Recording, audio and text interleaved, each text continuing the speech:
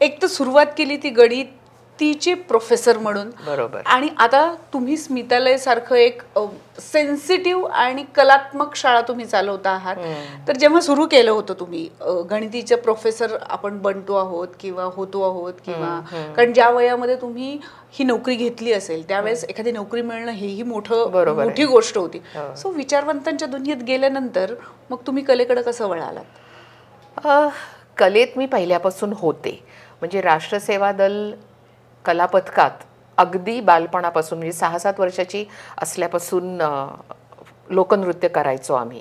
म्हणजे देशभर आमचे कार्यक्रम व्हायचे. महाराष्ट्र दर्शन, भारत दर्शन, आझादी की जंग, शिवदर्शन, अनेक कार्यक्रम वसंत बापटांनी लिहिले, दिग्दर्शित केले. आणि त्यात माझी आई सुधा वर्दे ही नृत्याचा भाग सांभाळायची आणि लीलाधर हेगडे इतर काही सांभाळायचे. तर त्याच्यामुळे नृत्य पहिल्यापासूनच अंगात होतं. पण गणितसुद्धा खूपच आवडायचं. त्याच्यामुळे 11वी नंतर गणितात खूप चांगले मार्क मिळाले. त्याच्यामुळे graduation, post graduation, MBSc, MSc statistics आणि मॅथमॅटिक्स घेऊन केलं. आणि नॅचरली त्याच्यानंतर प्रोफेसरकी घेतली. मिळाला तो जॉब आणि आवडलं. मुलांना शिकवायला सुद्धा खूप आवडायचं. पण त्याच दरम्यान मला शास्त्रीय नृत्य भेटलं. ठीक आहे. आणि त्याची गोडी, त्याची आवड खूपच वाढू लागली.